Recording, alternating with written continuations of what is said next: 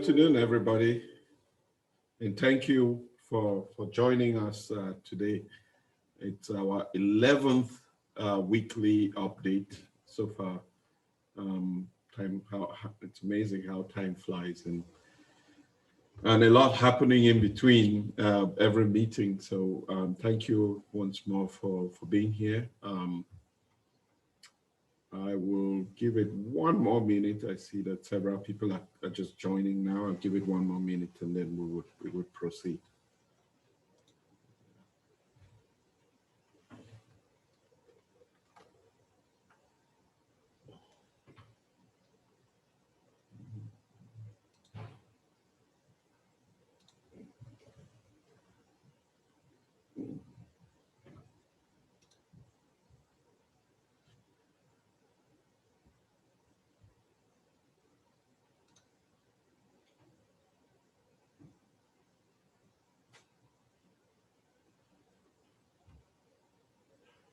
Okay.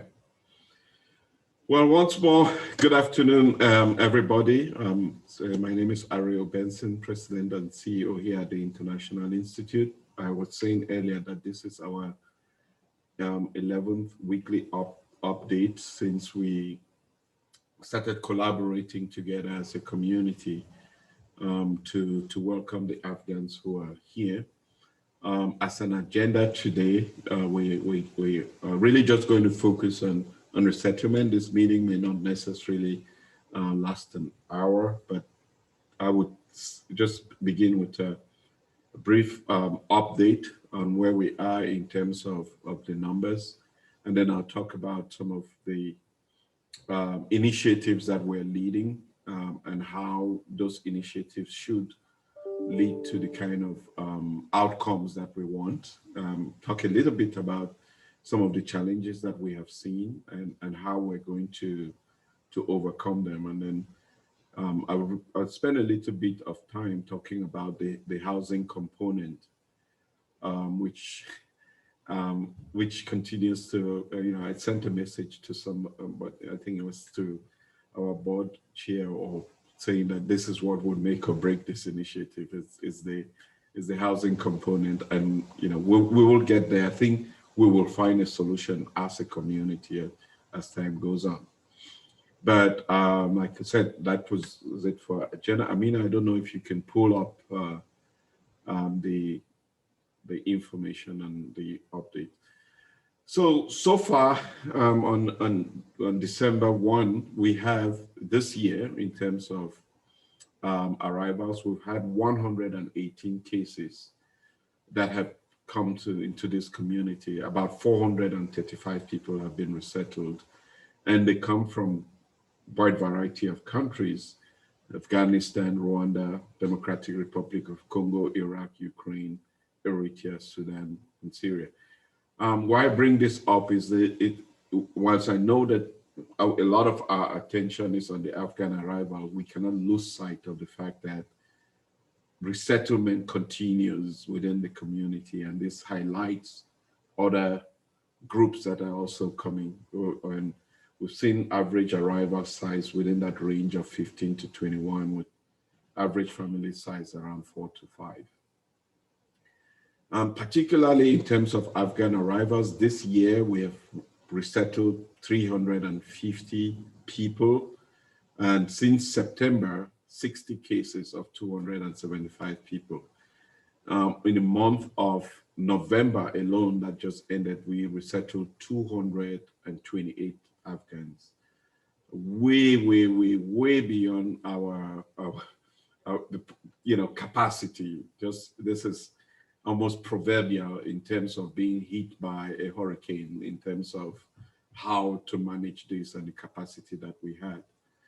So it's been phenomenal, and it's sustained, meaning that we had a break with this Thanksgiving week, and so far our projections this week are already at about, we think that we would have about 36 arrivals. We know that we don't necessarily have information about the arrivals. I mean, I think we even have a group of maybe 10 that's coming today, and up till about 2 hours ago, we didn't have the arrival details, but it's going to be sometime today. So that really tells you about some of the challenges that we're facing with this arrival. That's a picture of what we are looking at so far in terms of the Afghan arrival situation.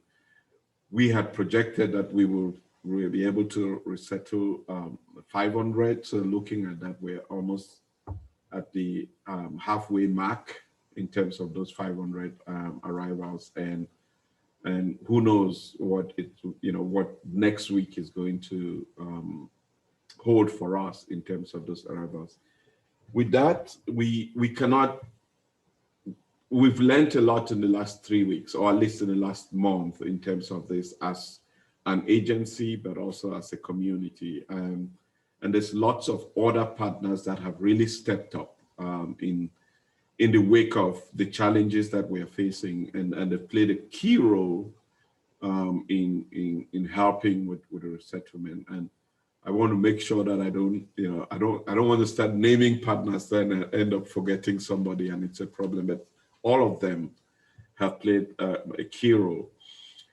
Yesterday, we after learning what we have learned in the last month, we really thought that it's important for us to take one more step as a community and collaborate together in welcoming Afghans here. And we had a joint meeting yesterday with Welcome Neighbor and Oasis to really talk about our collaboration and how we could work in such a way that we're not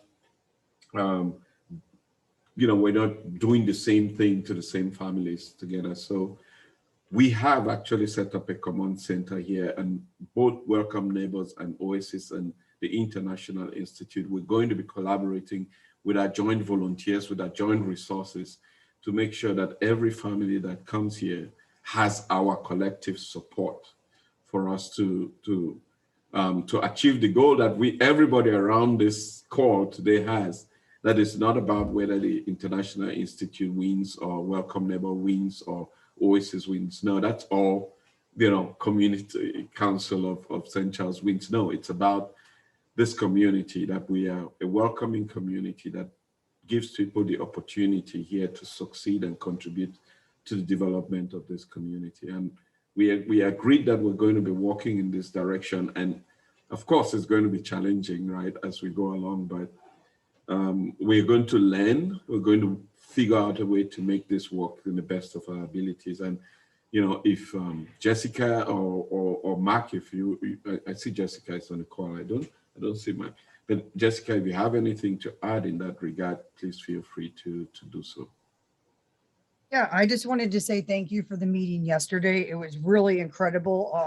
I love how we're bringing together all of these different organizations in an unprecedented way. So I really want to thank Ray for his leadership in doing this. And I think what we took from the call, the biggest thing yesterday is that Ray said something really, really profound that I think we all stuck with is moving forward, we're going to be focusing on the challenges and the opportunities together of creating a new model in St. Louis. And hopefully this can be something that around the country, other people can utilize our model of working together and how we are going to be able to bring in all these people in an unprecedented way. So we're very excited to be working together with you all, and we're looking forward to it. So thank you again. Yeah, thank you very much, Jessica. We're leaning on you. I know you have been of incredible support to this effort, and I really want to thank you for that. And same with all the organizations. I know we've had the intervention of House of Goods, and we've had the support of Oasis International and all other organizations that have worked behind the scenes in supporting these families as they've come. And now I think our coordinated effort is just going to be, it's really going to help them stay in St. Louis, because more than just welcoming them, we want them to stay here and be part of this community. And I don't want them 2 months later saying, I want to go to another city or I want to go to another state. Then our efforts would not have been successful. And the way that we're going to succeed is through our collaboration in that regard. So from airport pickup to pairing every arrival with the family is the way that we're going to succeed in doing this. We're going to have a command center that we're all going to be part of. Where we have, stations in this center for all of these organizations to walk in and participate in. And so, I'm hoping that when we are coming to this weekly update, it's not just only going to be me speaking. I want to see other organizations also stepping up and saying, this is our weekly update because it's for us, it's for this community. And I think if we can achieve that, we can really become a model for the rest of America to look to. That's what we're trying to achieve here. And that brings us to our where we are in terms of, so we currently have families in 3 locations across the city. We have people at the Hyatt, we have at the Marriott, and we have at the Extended Stay America.